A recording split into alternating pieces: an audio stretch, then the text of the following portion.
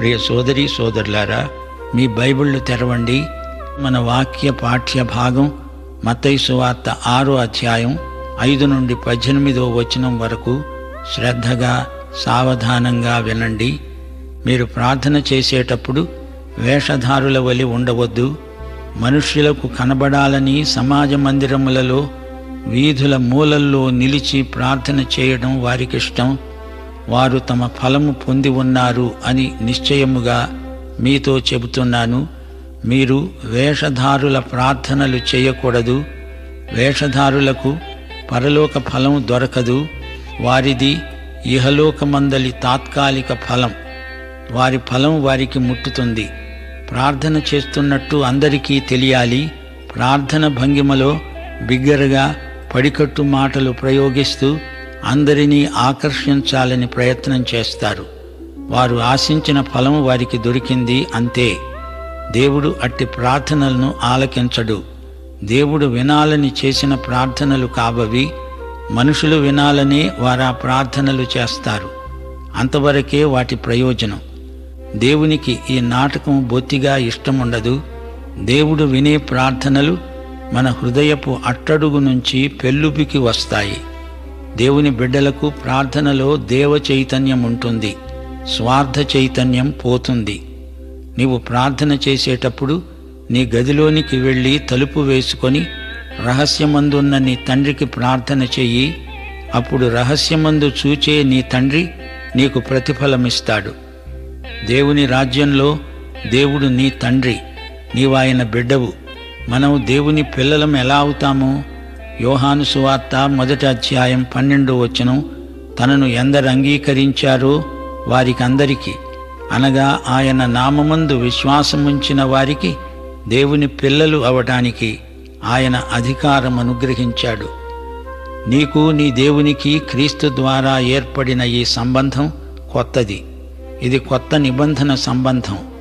పాత నిబంధనలో ఇశ్రాయేలు నా కుమారుడు అని జాతిపరంగా దేవుడు అన్నాడే కాని వ్యక్తిగతంగా నేను నీ తండ్రిని అని ప్రతి ఒక్కరిని ఉద్దేశించి అనలేదు. క్రీస్తును బట్టి మనకు ఈ సంబంధ సహవాసాలు సిద్ధించాయి. యేసు ప్రభువు తండ్రి ఇప్పుడు నీ తండ్రి నా తండ్రి అవుతున్నాడు. ఈ రోజున మన ప్రార్థనలు రహస్యమందు యథార్థమైనవై ఉండాలని ప్రభువు కోరుతున్నాడు. రహస్యమందు చూచే దేవుడు వినాలంటే మన ప్రార్థనలు రహస్యమందే జరగాలి.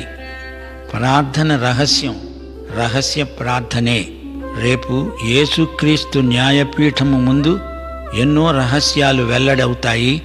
మన మెరుగని ప్రార్థన వీరులెందరో ఆ రోజున మనకు పరిచయమవుతారు. ప్రభు అంటున్నాడు, మీరు ప్రార్థన చేసేటప్పుడు అన్యజనుల వలె వ్యర్థమైన మాటలు వచింపవద్దు. విస్తరించి మాట్లాడడం వలన తమ మనవి వినపడుతుందని వారు తలంచుతున్నారు. చెప్పిందే మళ్ళీ మళ్ళీ చెప్పటం వల్ల అధిక ప్రయోజనం ఉంటుందని భ్రమించవద్దు. మంత్రంలాగా జపించి తపస్సు చేయడం వల్ల ఎక్కువ ఒరిగేదేమీ ఉండదు. ఆ విధంగా దేవుని మీదికి ఒత్తిడి తేగలము అనుకుంటే అది పొరపాటు. అన్య విధానాలను ప్రయోగించకండి, అవి నాకిష్టం లేదు అంటున్నాడు ప్రభువు. మీరు అన్యుల వలె ఉండకండి. మీరు మీ తండ్రిని అడుగక మునిపే మీకు అక్కరగా ఉన్నవేవో ఆయనకు తెలుసు. ప్రార్థన ఎంత దీర్ఘం అని కాదు, అందులోని యథార్థత ఎంత అని దేవుడు చూస్తున్నాడు. నీ గది తలుపులు మూసెయ్యి, ఏకాంత ప్రార్థన చెయ్యి. యథార్థంగా నీ హృదయంలో ఉన్నదేదో అదంతా ఆయన ఎదుట కుమ్మరించు.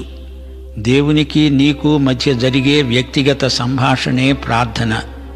వ్యర్థమైన మాటలు, పడికట్టు మాటలు, నేర్చుకున్న చిలక పలుకులు వల్లించవద్దు. మనకేమి కావాలో ఆయనకు తెలుసు. అయినా ఆయన మనల్ని అడగమంటున్నాడు గనుక మనం అడగాలి. ఎలా అడుగుతున్నామో అది ఆయన గమనిస్తున్నాడు. ప్రభు ఇప్పుడు ఒక మాదిరి ప్రార్థనను మనకు ఉపదేశిస్తున్నాడు. ఇది ప్రార్థన శాంపుల్. ప్రతి విశ్వాసి ఈ పద్ధతిలో ప్రార్థించాలని ప్రభు అభీష్టం. ఆకలిగా ఉన్నప్పుడు ఆహారము దయచెయ్యి అని అడగవచ్చు. ఆయనకు ఇష్టమైన అంశాలు అనగా దేవుని రాజ్యము, దేవుని చిత్తము మొదలైన వాటితో మనం ఏకీభవించవచ్చు. ఆయన నామమును స్తుతించవచ్చు. యేసులాగా మనకు క్షమాపణ మనస్సు కావాలని కూడా అడగవచ్చు. ఎంతో అర్థవంతమైన మాదిరి ప్రార్థన ప్రభువు నోటి నుండి వెలువడింది. దేవునికి స్తోత్రం. మత్తయి సువార్త